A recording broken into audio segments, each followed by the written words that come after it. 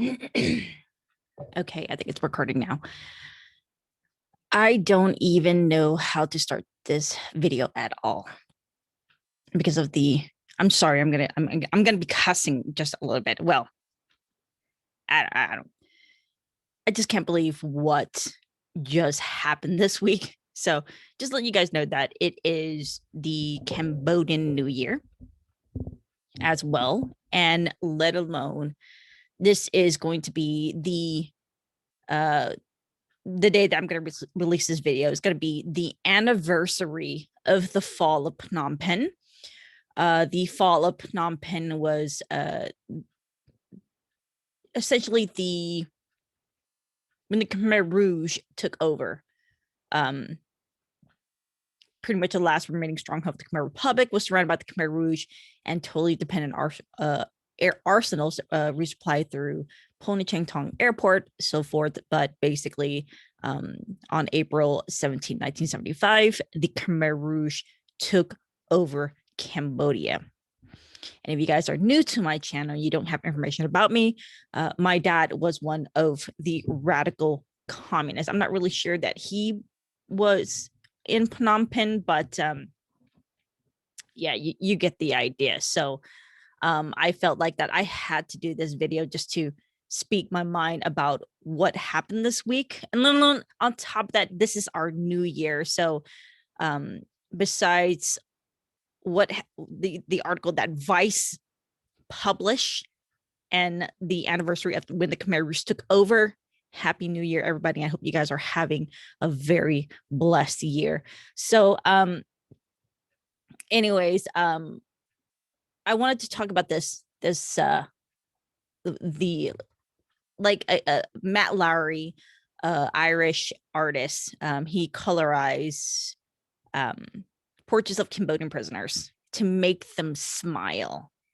And, I'm trying to contain my emotion as best of my ability. And it comes out. So I'm going to be very honest. I'm human. I lost family members. I lost my great aunt, my great uncle, my grandfather, who was executed by the Rouge. Sorry. But anyways, I'm gonna try to kind of contain myself, but and go read this article the best I can. So that's why you don't see me on camera, because I really don't want you guys to see me cry. So anyways, the Cambodian demand apology for Khmer Rouge images with smiling faces. An Irish artist colorized portraits of Cambodian prisoners who were tortured, starved, beaten, and killed. In some cases, he doctored the image to put smiles on their faces. So as you can see, the youngest victim was a baby. And so if you visit the site, I know it's going to be very haunting and it's really depressing, and it's you feel the pain that we went through and our family went through. So let me remove this microphone. Okay. Sorry about that. Okay. So hundreds of stark, and this is from the New York Times. So hundreds of stark black and white portraits of the terrified people are displayed on large panels in Tuol Sleng, the former Cambodian prison that is now a museum. The portraits stand as a visual symbol of a genocide. The subjects were photographed before they were tortured and put to death under the Khmer Rouge, the fanatical communist regime that from 1975 to 1979 caused the deaths of at least 1.7 million Cambodians. Matt Lowry, an Irish artist who runs a business colorizing old photographs, recently colorized versions of the same portraits found in the prison. In some cases, he altered the images to put smiles on the victims' faces. In an interview with Mr. Lowry, published last Friday, Vice Media said the colorization was intended to humanize the tragedy. Humanize the fucking tragedy.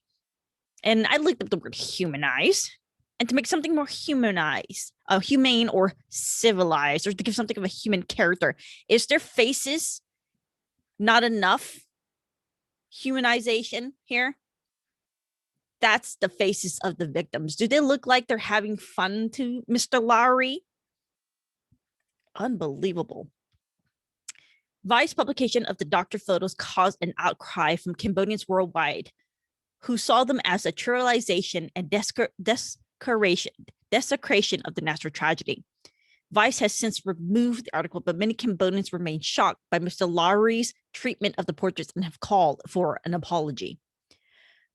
The colors do not add humanity to these faces, said Theory Sang, a survivor of the Khmer Rouge, has written a book about her childhood experiences. Their humanity is already captured and expressed in their haunting eyes, listless resignation, defiant looks. The inhumanity, she said, was in Mr. Lowry's inexplicable adding of makeup and a smile as if to mock their suffering. And that's what happened. I wish I could pull up the photo. But the Quartering, if you guys don't know who he is, he's another YouTuber. He's the only one that talked about this so far. And you can see he put makeup on one of the female victims and let her smile and put blush on her face. You know what I mean? So, and as you guys can see, like, what the fuck is this? Why would you do that? That's disrespectful to him and his family. You know, and majority of this family, they're gone. The Khmer Rouge killed families that doesn't even exist anymore. A family line that doesn't even exist anymore. They fucking wiped their own kind out. It's unbelievable. Musa Chia, an exiled Cambodian politician who lost relatives under the Khmer Rouge, said she was so disturbed by what Mr. Lowry had done that she could not sleep. Soon after the fall of the Khmer Rouge in the early 1980s, she went through a list of those tortured in Tuol Sleng, searching in vain for the names of her parents. To this day, I don't know how they died, said Miss Sochia. I just can't believe this artist can be so hurtful. Two of the few living survivors of the Tuol Sleng also voiced their anger and sadness, and what they said was an insult to the souls of the dead. Bua Ming, who was tortured but then put to work as a painter, still carries with him a small copy of the portrait of his wife, who was killed in prison. I want to apologize to the Cambodian people and to me, a survivor, he said, Mr. Lowry and Mr. Nguyen Chen Paul, who watched his mother dragged away to be tortured when he was a small child and then survived his own incarceration.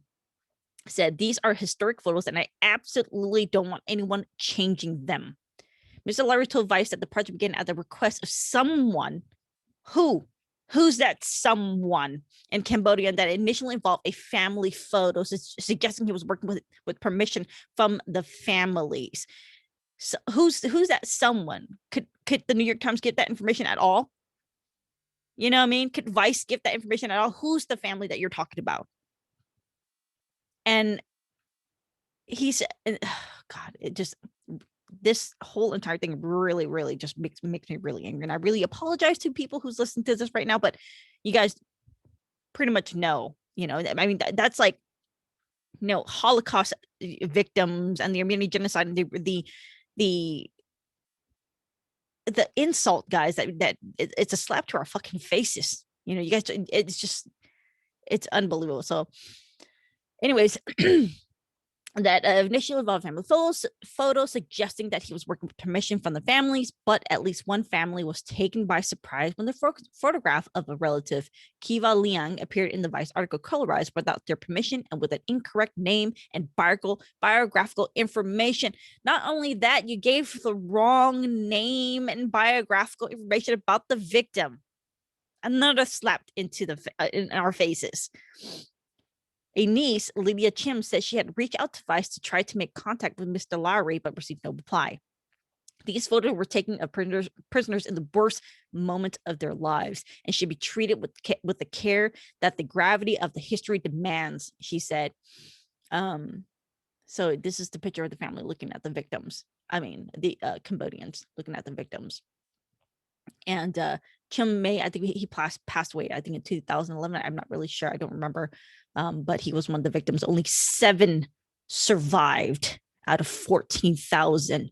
Think about it, guys. This is not the first time Mr. Lowry had been accused of undermining historic truth in his work. When asked about the ethics of altering historical images in a 2019 interview with digital camera work, he said, I used to answer that question by saying that the brain is designed to see in red, green, and blue, which of course it is. However, I think I was attempting to argue or defend this work when really there's no need to. We either like something or we do not, and that's an essential part of living. Fucking asshole. Mr. Lowry did not respond to several messages asking for comment on the recent image published by Vice. The victims in the photographs have been arrested in widespread purges in which the Khmer Rouge leadership took looking for traitors in its midst devour itself. Some 18,000 people were in prison until slaying. I'm sorry, 18,000, not 14,000, were in prison until slaying by an updated count. The victims were brought blindfolded into prison, and the pictures were taken moments after the blindfolds were pulled from their faces. Imagine the terror they felt, said Rithi Pan, an award-winning Cambodian documentary filmmaker whose relative died at the hands of Khmer Rouge. When the Khmer Rouge photographers took off their blindfolds, the first thing the victim saw was the camera and sometimes the flash of the flashbulb. That is the first act of killing. From the moment on, they were only numbers. In an interview before he died in 2011, Van Nath, one of the survivors of Tuol Sleng, said many of the victims had been starved for a week or beaten before the pictures were taken. Many had never seen a camera before. These expressions that people empathize with are just pure shock from the flash, he said. When journalists and art critics write about the photograph, they tend to focus on the victim's expression as an indictment of Pol Pot, the leader of the Khmer Rouge, said Van Nath. But this is all their imagination, and said they have no clue. Many of the photographs were taken by Niam In, a village boy who was chosen at the age of 15. That's fucking equality for you guys. To be an official photographer at Tuol Sleng. He was sent to China to learn photographic techniques, and many of his pictures were technically beautiful. After the Khmer Rouge were driven from power by the Vietnamese invasion, the pictures lay moldering and unattended in drawers inside the prison until 1993. That year, two young photographers, Chris Riley and Douglas Nevin, cleaned and archived 6,000 negatives and returned to the right to publish 100 of them in a book called The Killing Fields. Although the photographs were intended to as an identification mark shot to be attached to the biographies of the prisoners, they have since been presented in different guises as historic artifacts, as legal evidence, and as art. A selection of 22 of the photographs were exhibited in the Museum of Modern Art in New York in 1997, perfectly framed and perfectly lit. So this is where the bed, if you guys have the chance, look at the documentary S21 Prison, and it gives you images what the Vietnamese, the Viet Cong, had to witness when they invaded Cambodia. I mean, they overthrew Pol Pot, and the Viet Cong, I can't even imagine the horror that they witnessed of what was done to their own, what the Cambodians done to their own people. So, and they were, I believe, overthrown in January 1979. So, as a person who, have family and lost a lot of family, and let alone I have family on my side that were Rouge and stuff like that. I mean, us Cambodians, we really want to just, we don't necessarily want to forget this, but this is shit like this is a reminder of how the Cambodians were, our motherland was robbed, raped, and just destroyed. Our culture almost got erased by the Khmer Rouge. Everything that we accumulated as a country, as a race, taken away by the Rouge. You know what I mean? I mean, we're trying, I mean, in Cambodia right now, it's like you don't even have your elders. Majority of the elders were executed, killed, starved, beaten, tortured. They're gone. And so we have a young generation of Cambodians in Cambodia right now that just don't know the history of what happened to our motherland from 1975 to 1979, let alone the Cambodian Civil War on top of that. You know what I mean? And it's just like to say that you want to humanize. I can't believe they use that word, humanize. it's just like, what the heck? I mean, were they smiling to you? Do they look happy to you? Unbelievable. I just really can't believe it. Just like a slap to our faces. You know what I mean? And I really apologize to the viewers right now that you guys have to see this, but it's just like, what the fuck? Why did they let it go through? I really don't understand it. It's just like, I just can't believe that. And you have to remember they were beaten, young girls, young boys and girls, and this is the tree that was used by the Rouge to kill babies. Okay, little babies. And as you can see, the youngest victim was a baby. And I just can't even look at these photos. But as you can see, you know, it's just like, now you understand the outrage that Cambodians all over the world, including my parents, that they let it go through. No empathy, disrespectful on top of that. You know, you're just stepping on our fucking graves and the victims. And it's like, I really can't believe that Vice even let that through in the first place. And just like these fucking communists. And the reason why I say this is because these far leftist pieces of shit, this is their mindset. This is their side. The Rouge is on their side, and they refuse to see it. And it's just like, it's really ridiculous. It's just like, I can't really wrap my mind over this because of how pissed off I am. And it just like, I didn't want to record this video because I just don't want to like come across as like an angry person. But you know, can you blame me? Unbelievable. So I really hope you guys enjoyed this video. And I do have a podcast called the Far Out Wisdom Podcast, and I do talk a lot about the Khmer Rouge and stuff like that. So you can find my information here at the Far Out Wisdom, faroutwisdom.podbean.com. That has my latest podcast episode, and I'm also on Podpage as well. So you guys have, you know, all my information right here. And my YouTube channel, of course, I only have 118 subscribers. So please hit the like, share, subscribe to get this out there. And I really appreciate all the support that you guys give me on top of that. So, you know, call the shit out, call it out. You know, things like this is just really, really ridiculous. Don't let those people get away with anything and shame them for it. So I really hope you guys enjoyed this video. Thank you so much. Stay far out.